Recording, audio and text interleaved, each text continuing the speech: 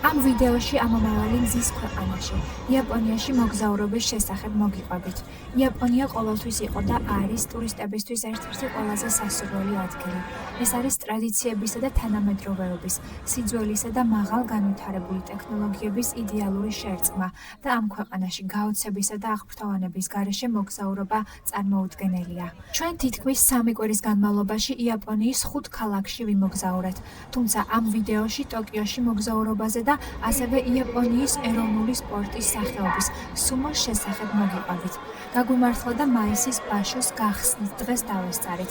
თანამედროვე სუმოში კვლავ ხედავთ უძველეს წესებს, ტრადიციებსა და რიტუალებს და დარბაზში ამ ყველაფრის ნახვა საოცრებაა. სუმო იაპონიაში წარმოიშვა და ერთადერთი ქვეყანაა, სადაც მას პროფესიონალურად მისდევენ.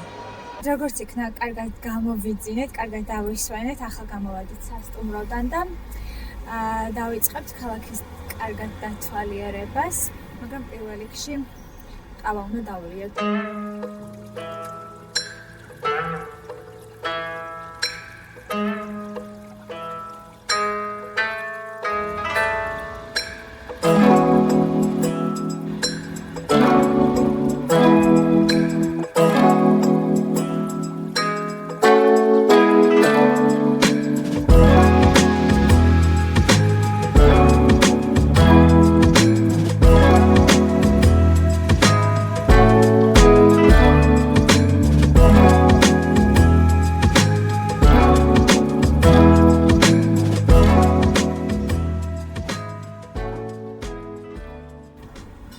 შევუყვებით ორი ლატე, ერთი არის უფრო შოკოლადის არომატით, მეორე არის ხილის არომატით და მართლა ძალიან მოგვეწონა. მიუხედავად იმისა, რომ ჩვენ საკმაოდ მაღალი სტანდარტი გვაქვს ყავის, იმით ვცხოვრობთ. ძალიან კარგი ყავა, ძალიან მოკლე. აქედან ქალაქის ყველაზე ხალხმრავალი ადგილისკენ, შიბუიასკენ წავედით. ტურისტებისთვის გადაადგილების ყველაზე საუკეთესო საშუალება მეტროა, თუმცა იაპონიაში, განსაკუთრებით ტოკიოში, რთულია მეტროს ხაზებში და სართულებზე არ დაიკარგო. იმდენად ბევრი გამოსასვლელი აქვს მეტროს ხაზებს, რომ სწორი გასასვლელის მოსაძებნად ხშირად 9 საათზე მეტი დრო გჭირდებოდა. მეტრო ყველაზე დიდი და ყველაზე გადატვირთული სატრანსპორტო საშუალებაა, თუმცა ყველაზე სწრაფი და ეფექტური. იაპონია მიუხედავად ხალხმრავლობისა ძალიან სუფთა და მოწესრიგებული ქვეყანაა, იმდენად რომ პარკინგზე შესასვლელსა და ხალხის მოძრაობასაც კი აწესრიგებენ. ქუჩაში კი ნაგვის ურნის მოძებნაც კი ძნელია. მიუხედავად იმისა, რომ ტოკიო შენობებით ძალიან გადატვირთული ქალაქია, გამწვანებულ ადგილებს თავისი ფერადი თევზებით მაინც ხშირად შეხვდებით. ამასობაში მოგშვივდა და გემრიელი იაპონური საჭმელის დავაგემოვნეთ და რა თქმა უნდა იაპონურ ნაყინსაც ვერ ავუარეთ გვერდით.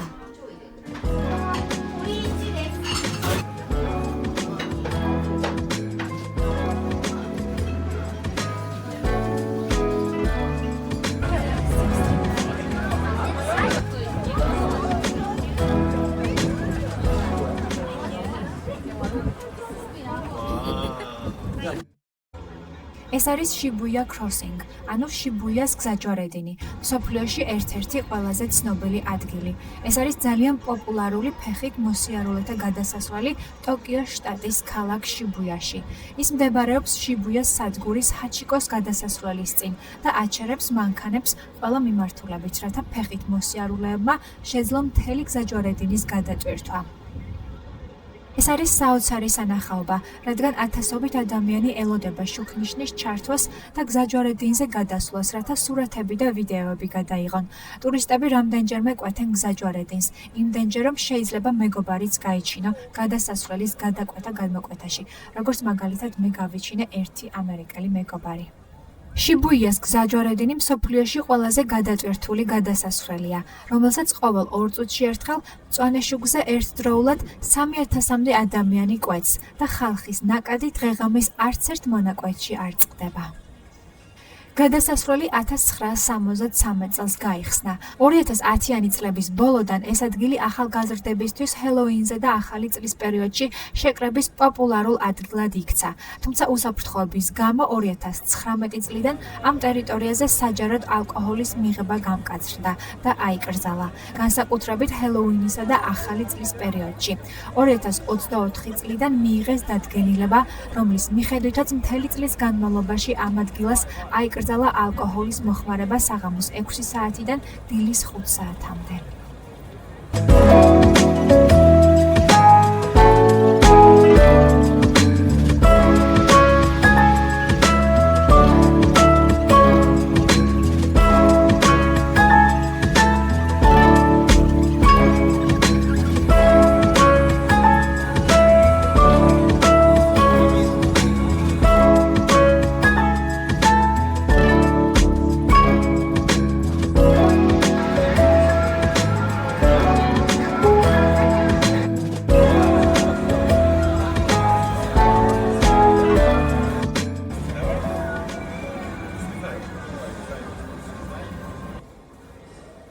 ტოკიოში მოგზაურობა ამ მუზეუმის გარეშე არ უნდა დაგეგმოთ.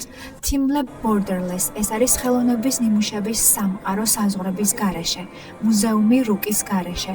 ხელოვნების, მეცნიერებისა და ტექნოლოგიების შერწყმით იქმნება ერთი უწყვეტი სამყარო საზღვრების გარეშე. ნამუშევრები გამოდიან ოთახებიდან, უკავშირდებიან სხვა ნამუშევრებს, გავლენას ახდენენ ერთმანეთზე და ზოგჯერ ერწყმიან კიდეც ერთმანეთს საზღვრების გარეშე. მუზეუმის ვიზიტორები ამ ახალი სამყაროს ნაწილი ხდებიან, მასთან ურთიერთობას ამყარებენ და შეუძლიათ ზეგავლენის მოხდენაც. ვინც ტოკიოში მოგზაურობას გეგმავთ, ამ მუზეუმის მონახულებას აუცილებლად გირჩევდით.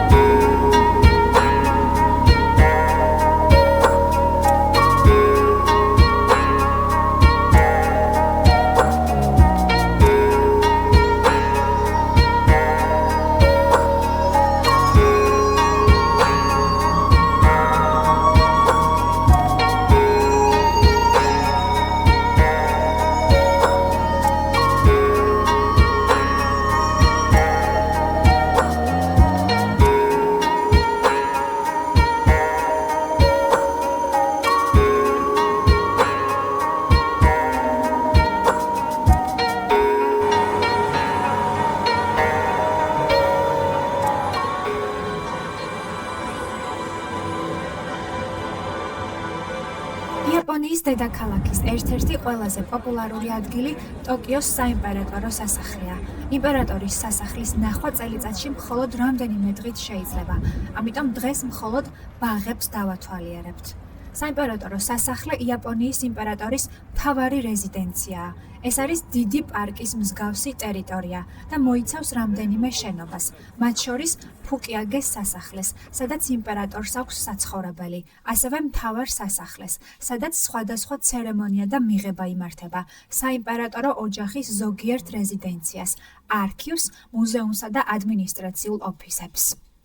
ეს არის ტოკიოს საიმპერატორო სასახლის საგუშაგო. სულ ტოკიოს საიმპერატორო სასახლეს აქვს 3 საგუშაგო და ჩემს უკამდე საგუშაგო არის ყველაზე დიდი საგუშაგო ზომით, სადაც 100 ადამიანი, 100 გუშაგი ცხოვრობდა და იცავდა იმპერატორის სასახლეს და კონკრეტულად ეს საგუშაგო შემორჩენილი არის იმ სახით, რა სახითაც არსებობდა ედოს პერიოდის განმავლობაში, რომელიც მოიცავდა მე-17 საუკუნის დასაწყისიდან მე-19 საუკუნის 70-იან წლების პერიოდს.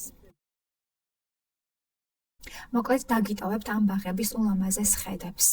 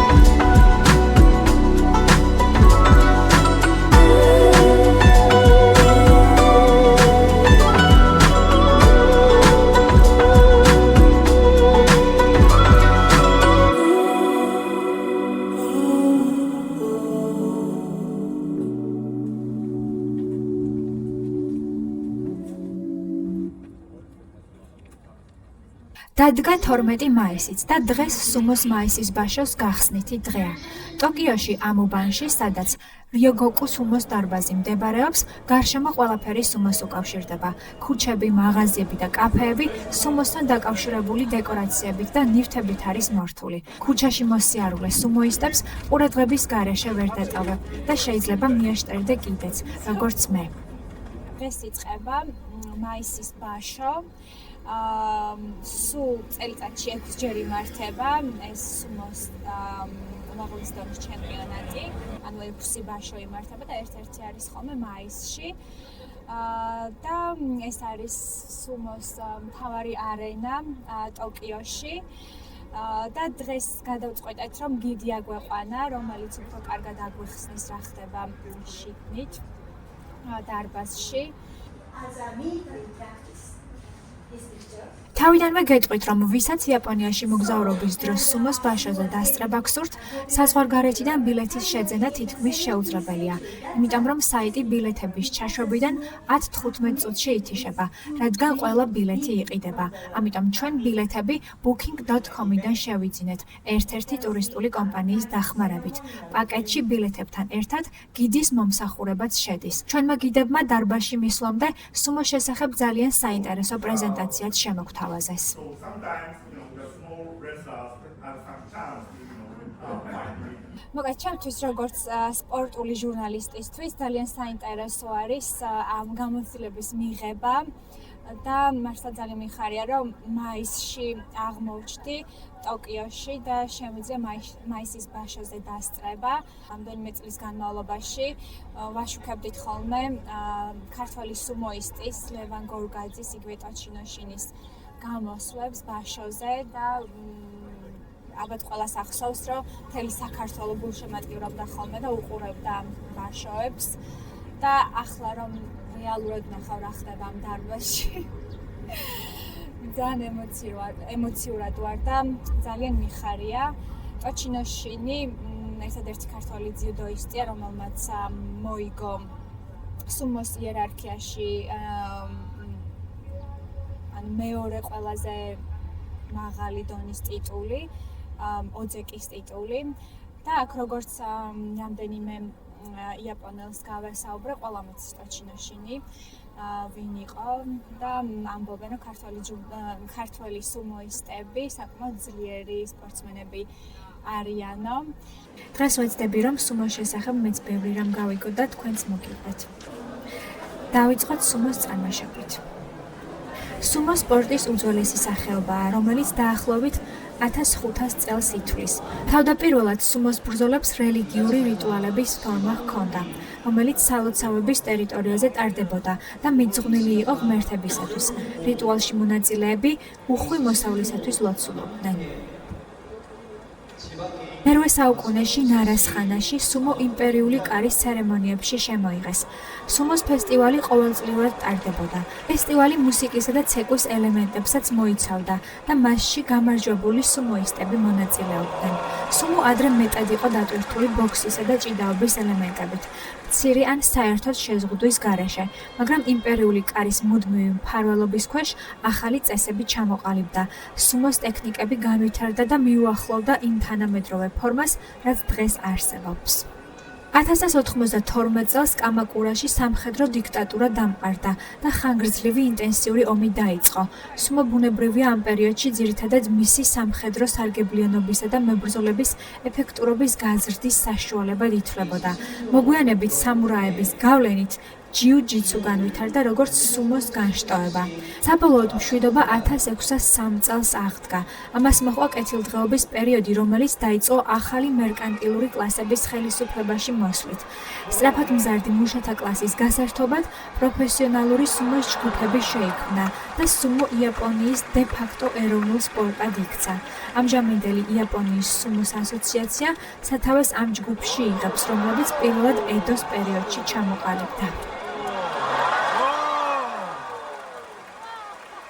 სუმოს რინგს დოჰიო ეწოდება. დოჰიო 6.7 კვადრატული მეტრის ზომისაა. სიმაღლე 60 სანტიმეტრია და სპეციალური თიხისგან არის დამზადებული. მყარი ზედაპირი დაფარულია ქვიშის თხელი ფენით. ბრძოლა მიმდინარეობს შიდა წრეში, რომლის დიამეტრი 4,55 მეტრზე ოდნავ მეტია. დოჰიოს ზემოთ ჭერიდან თოკებით ჩამოკიდებულია სახურავი, რომელიც შინტოს სალოცავს წააგავს. თითოეულ კუთხეში 4 გიგანტური თასმაა ჩამოკიდებული, რომლებიც წელიწადის სეზონებს აღნიშნავენ. ბრძოლას იგებს ის რიკიში, ანუ მებრძოლი, რომელიც მოწინააღმდეგეს შიდა წრიდან იძულებით გადაიყვანს დოჰიოში. სუმოისტი წაგებულად ითვლება არამხოლოდ წრეში დაცემის ან წრიდან გარეთ გაგდების დროს, არამედ იმ შემთხვევაშიც, თუ ის მიწას სხეულის ნებისმიერი ნაწილით შეეხება, მაგალითად მუხლით ან თითის წვერით. რიკიში ასევე აგებს, თუ წრეზე გამოსახულ ჩალის შეკვრებზე ფეხის ერთ თითს ან ქუსლს დაადებს.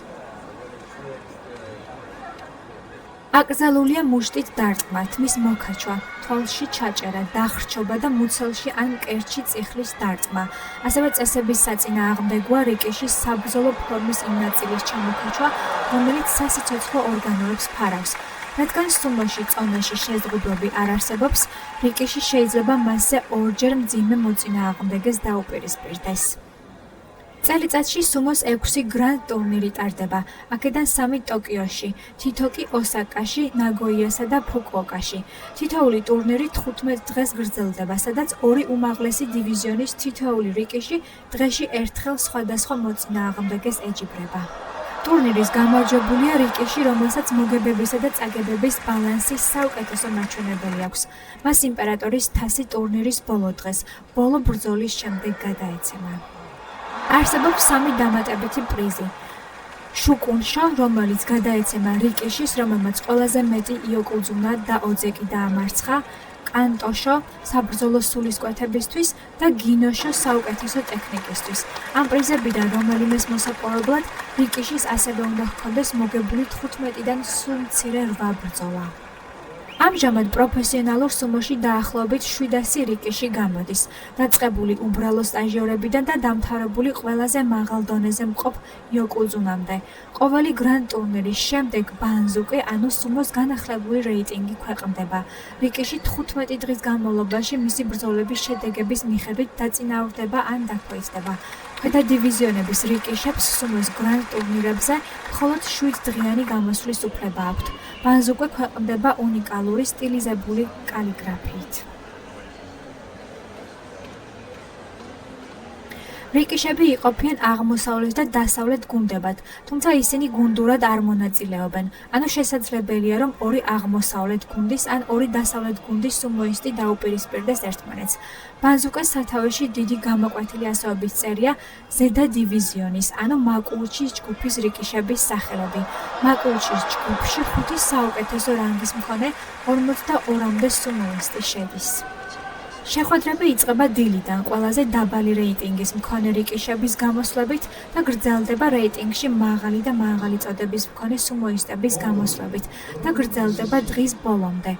კულმინაცია იოკუძუნას, ანუ ყველაზე მაღალი რანგის მქონე სუმოისტების გამოსვლებით დგება და ყველა ამ შეხვედრებს ელოდება.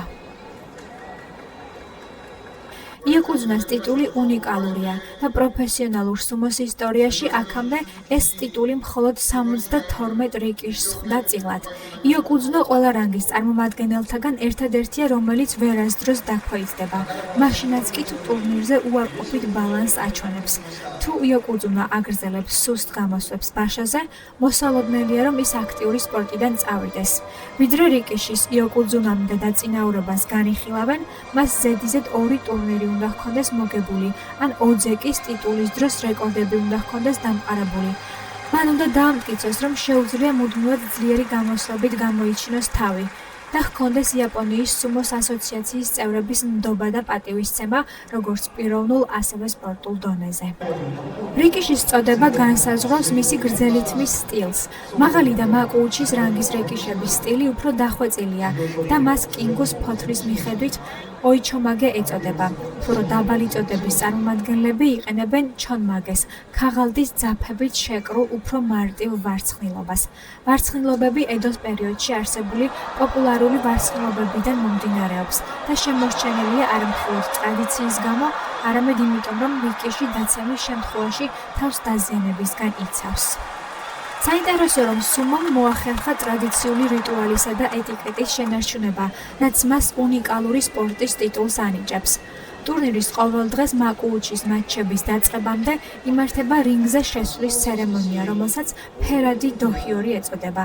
ერთ-ერთი დერეფნის ბოლოდან მაკუუჩის დივიზიონის რიკიშები მათი რანგის საპირისპირო თანმიმდევრობით გამოდიან. ისინი საზეიმო წინსაფრებით არიან გამოწყობილები, რომლებიც დამზადებულია აბროშუმისგან, ბიდრულად ნაქარგი დიზაინით და ოქროსფერი ზოლებით. თითოეული ეს საცერემონიო წინსაფარი დაახლოებით 1,000,000 იენზე მეტი ღირს. რიკიშები ადიან დოჰიოზე და მოკლე უძველეს რიტუალს ასრულებენ. ცერემონიაზე მთავარი როლები იოკუძუნასთვისაა განკუთვნილი. იოკუძუნა კულისებიდან ცერემონიის შესასრულებლად უფროსი გიოჯის ან მსაჯის და ორი მაკუუჩის რიკიშის თანხლებით გამოდის, რომელთაგან ერთ-ერთს ხელში ხმალი უჭირავს. იოკუძუნა თავისი კეშომავაშის, ანუ საცერემონიო წინსაფრის სტილის ქამრის ქვეშ დიდი ნაწნავის ზომის კანაფის ტოტს ატარებს, რომელიც როგორც წესი 11-დან 15 კილოგრამამდე იწონის და უკანა მხარეს ბაფთით არის შეკრული, წინ კი ზიგზაგის ფორმის ქაღალდის ზოლებით არის მორთული. ეს იაპონიაში ნაცნობი რელიგიური სიმბოლოა. მისი ნახვა შესაძლებელია შინტოს სალოცავებში და სახლებში, კამიდანას ანუ ღმერთების თაროს ზემოთ, სადაც შესაწირავებს წირავენ ახალი წლის დღეს და სხვადასხვა რელიგიური დღესასწაულების დროს. მატჩების დროს რიკიშები შიშვები არიან და მხოლოდ აბრაშუმის სპეციალური ფორმა აცვიათ, რომელსაც მავაში ეწოდება. დაახლოებით 9 მეტრის სიგრძისა და 80 სანტიმეტრის სიგანის მავაში დამზადებულია აბრაშუმისგან. მავაში იკეცება 6 ნაწილად და შემდეგ შემოიხოვა წელზე 4-ჯერ ან 7-ჯერ, რიკიშის გარშემოწერილობის მიხედვით. მავაში რიკიშის აღჭურვილობის ფუნდამენტური ნაწილია. შეიძლება ითქვას, რომ მან სუმოს როგორც ბრძოლის მთელი ფორმები განსაზღვრა. არსებობს 82 გამარჯვების ტექნიკა, რომელთაგან ბევრი მოწინააღმდეგის მავაშის მოჭიდებით მიიღწევა. მავაშის წინასიემები აბრეშუმისგანაა დამზადებული. ისინი წებოთია გამაგრებული და დეკორატიული დანიშნულებისაა. დოჰიოში შესვლის შემდეგ თითოეული რიკიში სიმბოლურ მოძრაობებს ასრულებს. გონებისა და სხეულის განსაწმენდად ისინი სიმბოლურად პირს წყლით იბანენ და სხეულს ქაღალდის ხელსახოცით იწმენდნენ. თითოეული რიკიში ასევე რინგზე მუჭით მარილს ყრის, მის განსაწმენდად. ითვლება, რომ ეს მას პოტენციური დაზიანებისგანაც იცავს, თუმცა მარილის გადაყრა მხოლოდ მაკუუჩის, ჯურიოს და ზოგიერთ შემთხვევაში მაკუშიტას რიკიშის პრივილეგიაა. ბრძოლის მონაწილე რიკიშები რინგის ცენტრში მუხლებში ჩამჯდრები ერთმანეთის პირისპირ დგებიან. ისინი წინ იხრებიან მომზადების პოზაში და მუშტებით მიწას ეყრდნობიან. რიტუალის ამ ნაწილს შიკირი ეწოდება. რიკიშები მატჩს მაშინვე არ იწყებენ, არამედ ისინი ბრძოლის დაწყებამდე ერთგვარ ცივ ომს აწარმოებენ. სუმოისტები ბრუნდებიან თავიანთ კუთხეში მარილის მოსაგროვებლად, ფანტავენ მას და შემდეგ ბრუნდებიან ერთმანეთის პირისპირ. ისინი ამ პროცესს რამდენჯერმე იმეორებენ.